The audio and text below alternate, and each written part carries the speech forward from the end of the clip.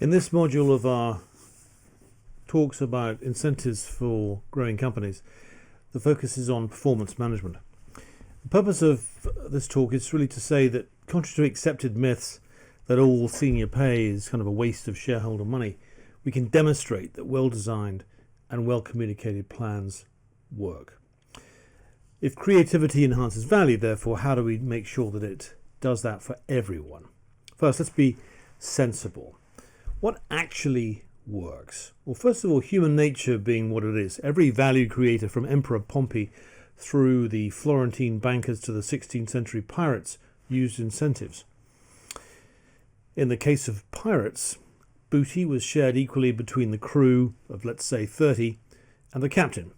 So that would be a ratio of 30-1. Compare that with today. The CEO pay ratios are upwards of 150-1. Reflect on Sir Francis Drake for a second. The Spanish called him a pirate because he stole a lot of their gold, and let's be fair, he really did steal a lot. In one heist it took 150 donkeys to carry the loot, but in a reflection of modern UK-European relations, the British elevated him to the House of Lords and gave him a huge country mansion. Even as the second most successful pirate of all time, his lifetime earnings today were $115 million in today's dollars, as calculated by Forbes magazine.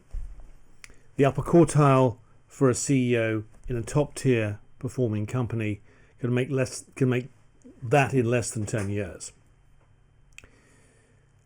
What worked in the past is a good lesson. Take Willie Purvis, the chairman of HSBC, in 1995. He made £3.7 billion in profit before tax. His salary was $500,000. His bonus was about a third of that.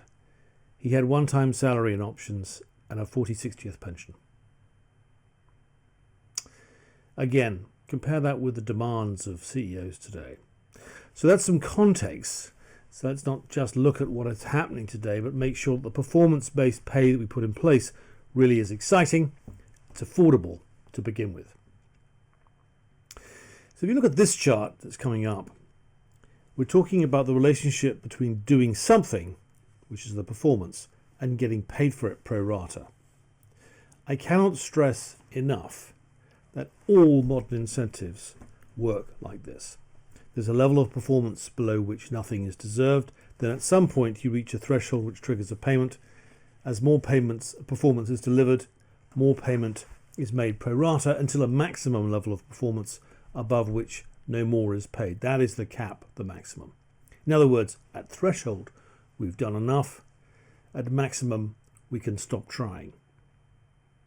It's worth bearing in mind the pirates, the Medicis, did not have pay caps. We know exactly what does work.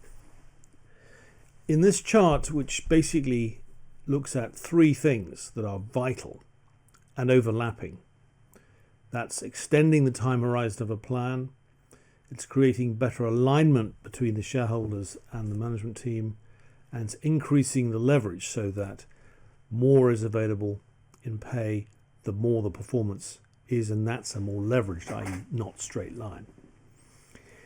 That structure, when you overlap all three circles, is essentially a management buyout.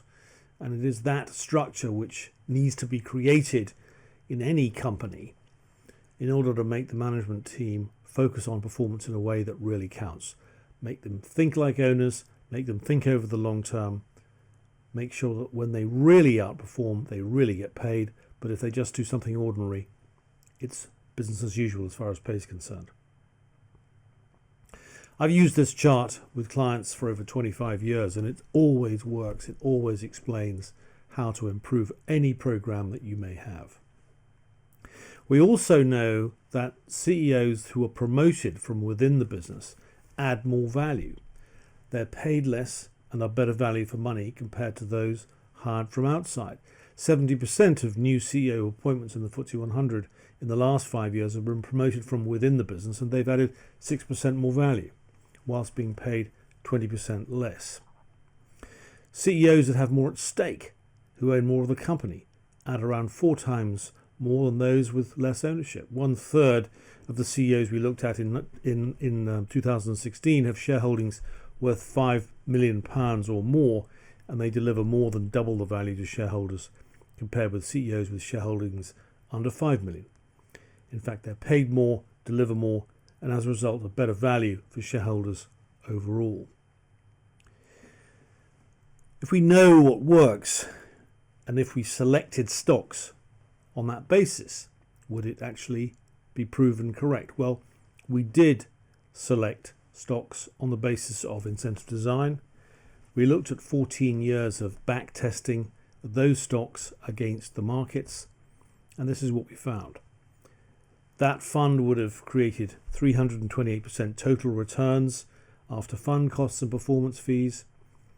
It would have been the 12th best performer among comparable UK equity funds of a universe of 105 funds over 18 years.